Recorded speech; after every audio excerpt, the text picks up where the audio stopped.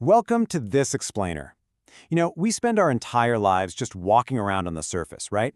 Building cities, crossing oceans, going about our day. But how often do we actually stop to think about the literal scorching engine running thousands of kilometers right beneath our feet? Today we're diving deep. We're peeling back the layers to explore Earth's inner architecture. So right off the bat, we run into a bit of a logistical nightmare. How on earth do we actually know what's down there without digging? Because obviously, we can't just drill a hole all the way to the center. The extreme heat and crushing pressure make that totally impossible. Well, scientists had to get a little creative. They decode this mystery by studying seismic waves. Basically, when an earthquake happens, it sends these massive energy waves rippling right through the planet.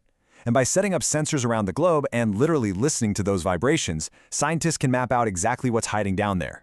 Okay, before we really begin our descent, I want to give you a super simple mental model to hold on to.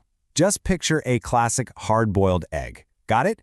If you can picture that, you literally already understand the basic three-part structure of our planet. The thin outer shell, that's the crust. That thick, rubbery egg white, that's the mantle. And right smack in the middle, the yellow yolk is our deepest layer, the core.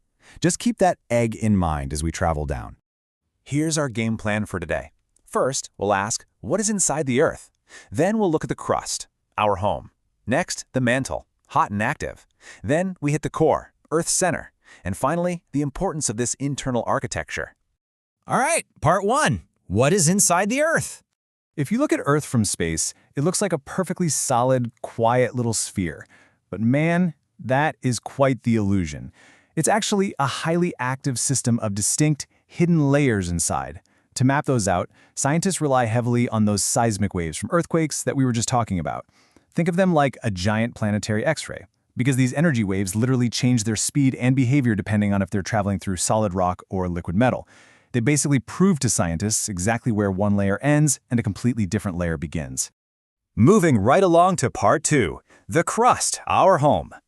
We officially begin our downward descent at the very outermost layer, the crust. Honestly, compared to the rest of the planet, this is basically a paper-thin shell. It's made entirely of rocks and minerals, ranging from just 5 to maybe 70 kilometers thick. But here's the catch. It is not uniform everywhere you go. Continental crust is that much thicker rock foundation sitting beneath our massive mountains, our plains, and our lush forests. Contrast that with oceanic crust, which is way thinner, and you'll only find it hiding out deep beneath the world's great oceans. So even just right up here at the surface, the architecture of our planet varies wildly. Part 3. The mantle, hot and active. Now we plunge right beneath the rocky crust and enter the mantle. This is a thick, intensely hot subterranean world filled with magma and semi-liquid rock. And the sheer scale of this layer is absolutely staggering. This semi-liquid zone stretches a massive 2,900 kilometers down. To put that insane distance into perspective for a second, if you could somehow drive a car straight down at highway speeds, it would take you literally days just to reach the bottom of this one single layer.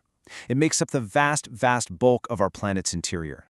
But here's the thing. The mantle isn't just sitting there quietly. Thanks to the intense heat, you have these powerful convection currents constantly churning within this oozing magma. These slow-moving currents actually act like a giant planetary conveyor belt, constantly pushing and pulling on the solid tectonic plates of the crust right above it. This restless movement causes those huge plates to slowly shift over time, actually, at roughly the same speed your fingernails grow. And it's that exact shifting that ultimately triggers earthquakes and fuels all the volcanic activity we see right up here on the surface.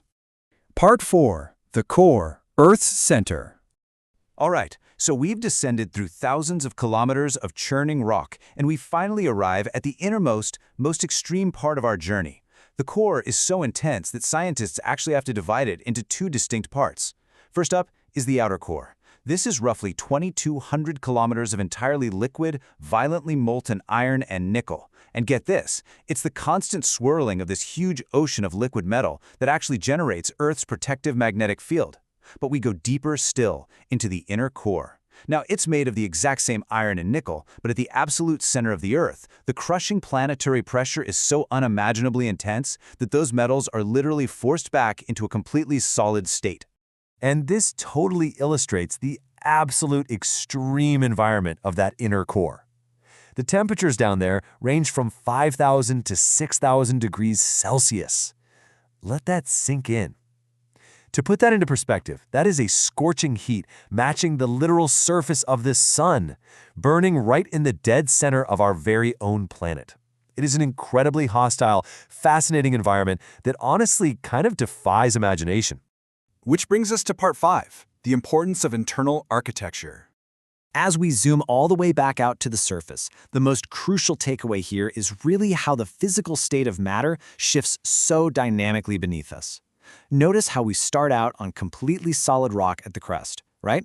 Then we transition into that semi-liquid, gooey magma in the mantle, melt down into entirely liquid metal in the outer core, and finally get violently crushed right back into solid metal at the inner core. This constantly shifting gradient of materials and states is the literal engine driving our planet. And because of those shifting states, these unseen depths directly impact our everyday lives. Understanding this crazy architecture is absolutely crucial. It allows us to explain and even prepare for devastating earthquakes and volcanic activity. It helps geologists accurately locate the valuable minerals and metals that we use to build all of our modern technology. It reveals the origins of the magnetic field, which is the only thing protecting our atmosphere from deadly solar radiation. And finally, it explains those slow, majestic plate movements that violently push the crust upward to form the incredibly beautiful mountain ranges we look at today. So I want to leave you pondering a final thought today. How do the dynamic, extreme forces deep beneath our feet continue